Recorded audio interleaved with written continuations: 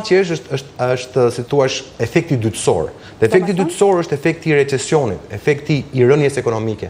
Nëse lufta midis Europës dhe Amerikës krijon një rënje ekonomike, një recesion në Shqipëri, në Europë, në të gjithë vendet e botës, atëherë do vuajmë të gjithë. Do vuajnë jo vetëm gjermanët, kanadezët, meksikanët, po do vuajmë dhe ne, sepse natyrisht do bie aktiviteti ekonomik dhe çfarë shesim në Europës do bie. Ju parashikoni që të ketë dhe një recesion ekonomik.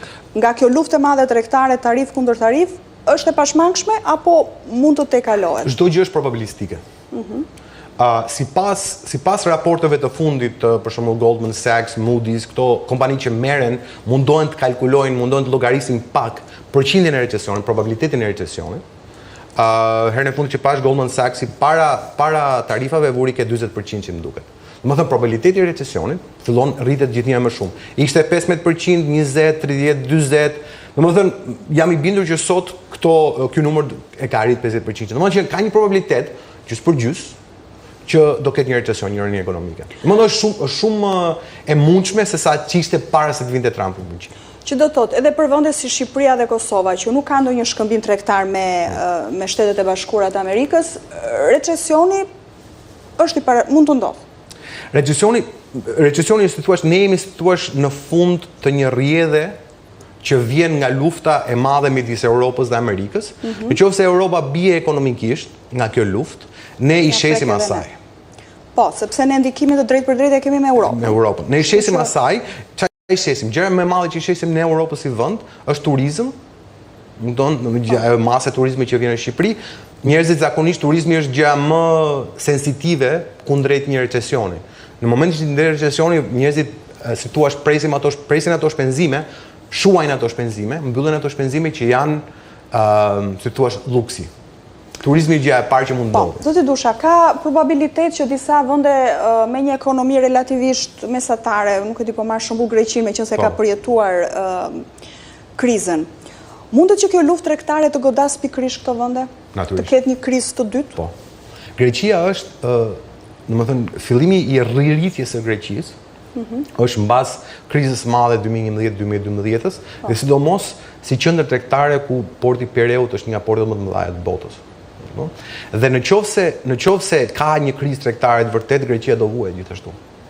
Dhe do jemi, si thua, edhe ne dhe Greqia, dhe diku dhe Kosova dhe Maqedonia do jemi si thua viktima të dytësore të një lufte të madhe tregtare që do bëhet midis Amerikës dhe Europës dhe pjesëve tjera të botës. Po është e pamundur nëse Greqia i shet botës ose është si thua qendër tregtare në kuptimin që kalojnë mallrat, kalojnë për Europë, kjo do i godas, është pa. Nëse ka recesion, nëse Europa bie, edhe Greqia do e ndjej këtë recesion.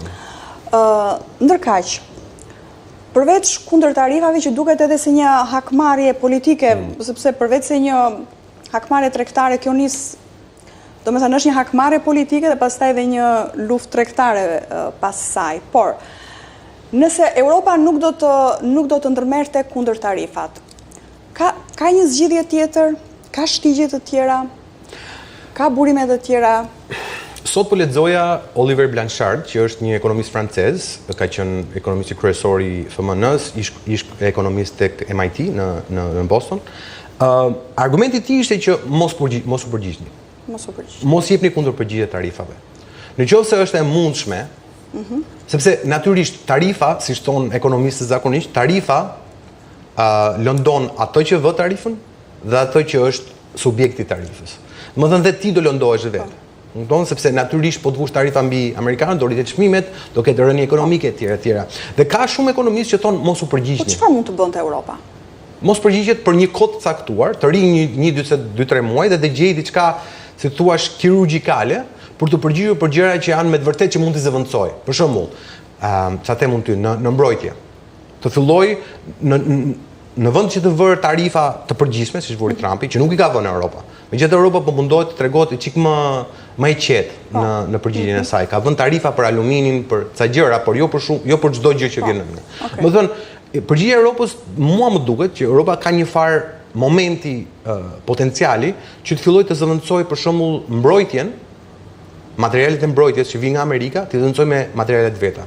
Mund të ri-industrializoj mbrojtjen europiane, mos blejmë F-15s, domethënë avion nga Amerika, tanqe etj.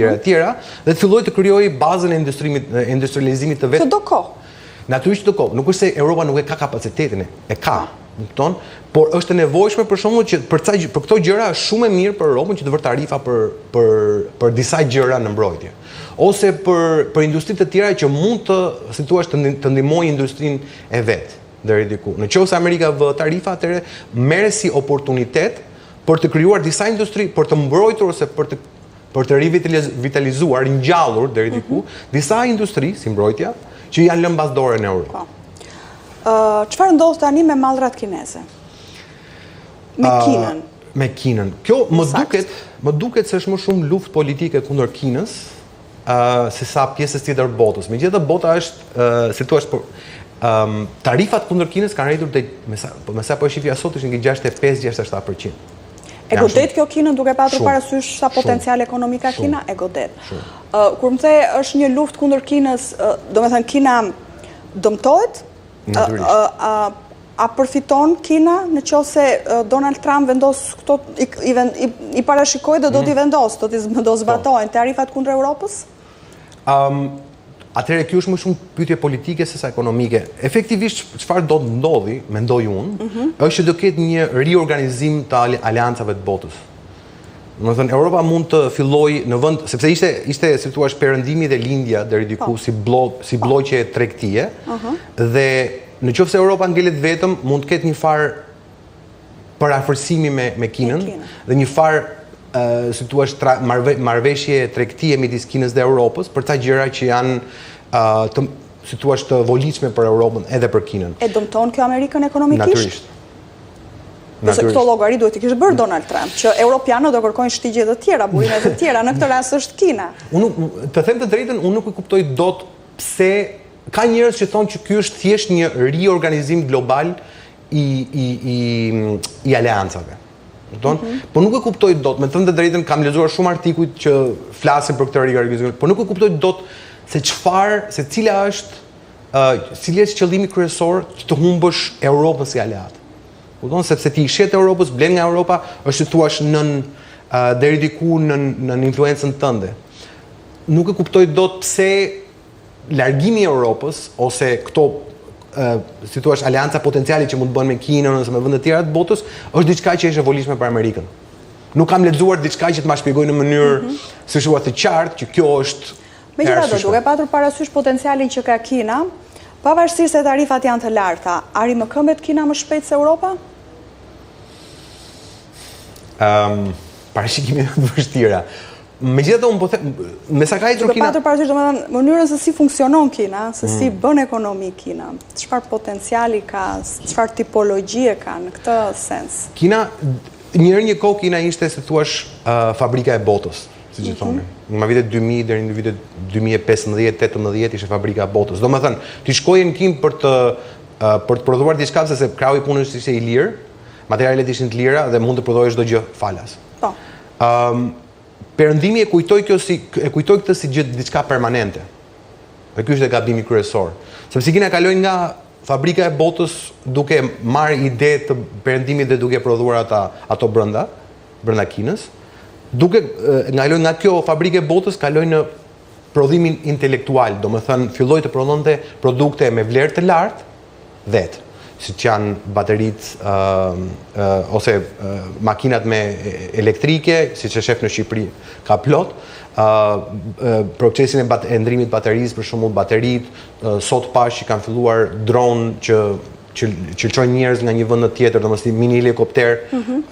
Dhe domethënë teknologjia kineze pak a shumë deri diku po e kalon edhe europianën edhe amerikanën në këto gjëra.